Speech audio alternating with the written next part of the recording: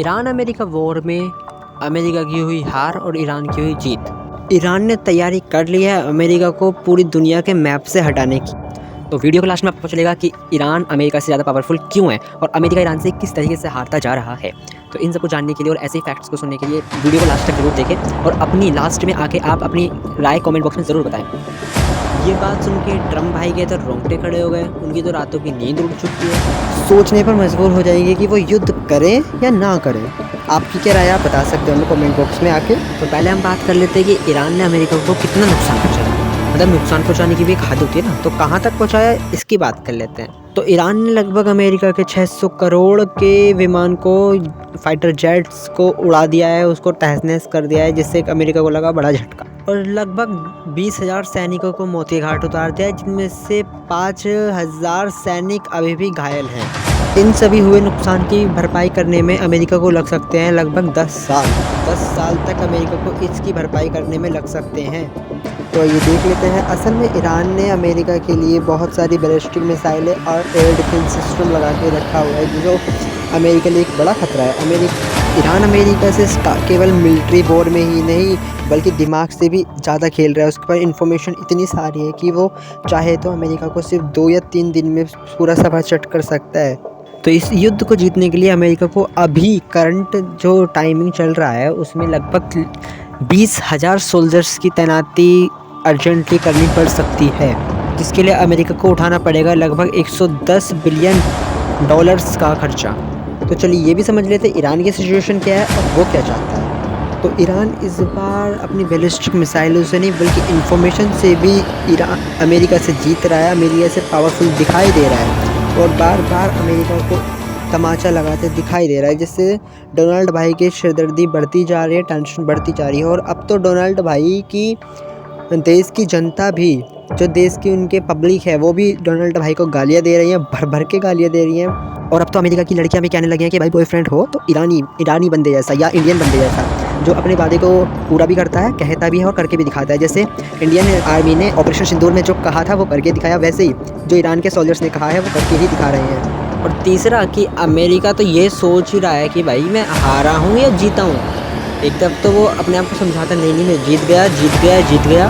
तो ईरान इतने हमला करके फिर कहता ना भाई तू हार गया है, नींद खोल अपनी, तू हारा हुआ है, हमसे हार चुका है तो।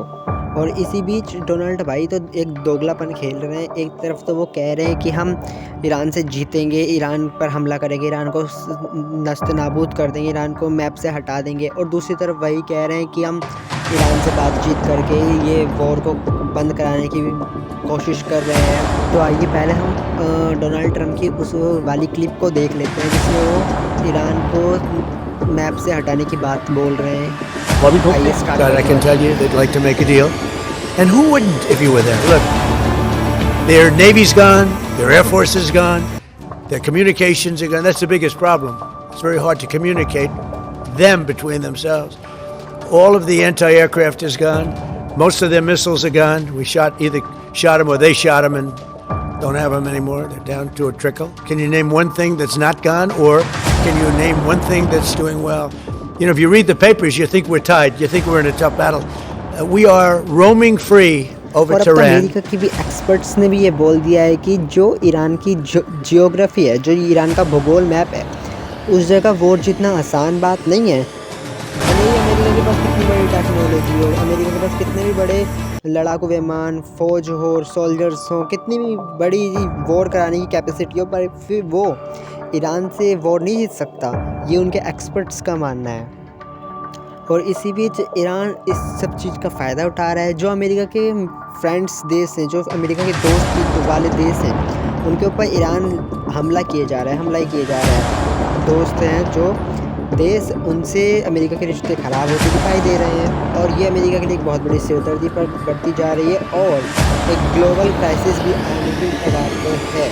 अब तक अमेरिका में तो पेट्रोल और डीजल के भाव भी बहुत ज़्यादा जा चुके हैं, जिससे अमेरिका ने तो वर्क फ्रॉम होम ही कर दी है। जॉब से कम बाहर निकलो भाई, कहाँ से इतना पेट्रोल लाएंगे हम लोग, ऐसा बोल रहा है अमेरिका।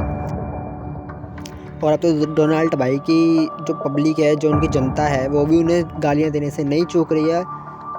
अब तो वो भी बोल रही है भाई लड़ाई की भी कोई हद होती है, अब बंद करो ये सब, कहाँ तक हम दे लेंगे, हम घर से बाहर तक नहीं निकल पा रहे तुम्हारी वजह से। वहाँ की जनता डोनाल्ड भाई को गालियाँ दे रही है। और आपके मन में भी कुछ आ रहा है तो कमेंट बॉक्स ओपन है, आप दे सकते हो आगे। आप डोनाल्ड भाई के बारे में कुछ कहना चाहते हो तो वो भी बोल सकते हो, और ईरान के बारे में कुछ बोलना चाहते हो वो भी बोल सकते हो। और इस बीच में इंडिया क्या कर रहा है, इंडिया क्या कर रहा है, आइए इंडिया के बारे में हम बात कर लेते हैं। इजराइल के ऊपर तो ये बेतहाशा मिसाइलों से अटैक कर ही रहे हैं। इजराइल के बारे में भी आप कुछ ओपिनियन है तो आप कमेंट बॉक्स में आके बता सकते हो हमको। लेकिन सोचने वाली बात ये है, जो अमेरिका के सभी देशों का दोस्त हुआ करता था, उसने अचानक से ईरान के ऊपर हमला कैसे कर दिया। तो इसकी वजह हमको इंटरनेट पर, सोशल मीडिया पर सर्च करने से, बहुत ज़्यादा सर्च करने से पता चला कि ये जो अपना सऊदी अरेबिया है, वहाँ के जो प्रिंस हैं वो है सुन्नी देश, ठीक है, और ईरान है ये सिया मुस्लिमों का एक गढ़। तो ये दोनों लड़ाई करते रहते हैं, जिससे सुन्नी देश उसमें आ जाता है। तो सऊदी अरेबिया के जो प्रिंस हैं उन्होंने डोनाल्ड ट्रंप को भड़का दिया कि आप ईरान के ऊपर करो हमला, और ईरान को इतना कमज़ोर कर दो, इतना कमज़ोर कर दो कि वो खड़ा ही ना हो पाए। वो खड़ा होगा तो हम लोगों के लिए वो समस्या बनेगा। तो एक तरफ सऊदी अरेबिया ईरान का समर्थन कर रहा है चुपके से, और दूसरी तरफ वो अमेरिका को भड़का रहा है कि वो ईरान के ऊपर हमला करे। देख लेते हैं, चलिए आइए कि इंडिया इस वॉर के बीच में क्या कर रहा है और इंडिया कहाँ पर सेटिस्फाइड कर सकता है। भारत की बात करते हैं, भारत तो इस जो ग्लोबल वॉर छेड़ा हुआ है, जिसमें बस अपने ही आप को बचाने की कोशिश में लगा हुआ है कि हमारे देश के लोग, देशवासियों को कोई प्रॉब्लम ना हो। ये ग्लोबल क्राइसिस जो आ रहा है उसका कम से कम असर ज़्यादा से ज़्यादा। इंडिया तो सभी जहाँ भी देश से हमको सामान मिल रहा है, जैसे LPG, पेट्रोल वगैरह, वहाँ से लेने की कोशिश कर रहा है, ताकि हमारे ऊपर इतना खर्चा ना बढ़ जाए। इनके रेट्स बढ़ेंगे तो भाई हमारी प्रॉब्लम्स बढ़ेंगी ना। तो इंडिया तो लगा हुआ है कहीं ना कहीं से जुगाड़ लगाने के चक्कर में, और इंडिया अपनी डिफेंस सिस्टम को भी मजबूत करने में लगा हुआ है कि अचानक से अगर इन लोगों ने हमारे ऊपर ही हमला कर दिया तो हम इन सबको करारा जवाब दे सकें।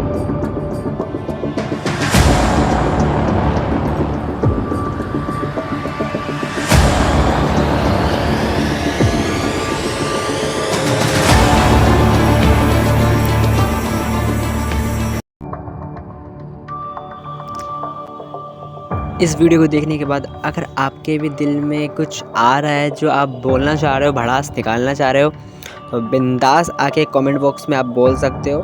बिंदास जो बोलना है वो बोल के जाओ भाई। ट्रम्प के बारे में बोलना है, ईरान के बारे में, अमेरिका के बारे में या भारत के बारे में, आपको क्या ओपिनियन है आपका, वो आप कमेंट बॉक्स में ज़रूर बोल के जाओ, बता के जाओ। और अगली वीडियो में किस टॉपिक पर बनाऊँ वो भी बता देना, और चैनल को नए हो तो सब्सक्राइब कर लेना, बेल आइकन को प्रेस कर लेना, लाइक कर देना, और अपने दोस्तों के साथ ऐसे इन्फॉर्मेटिव वीडियो को ज़रूर शेयर करना।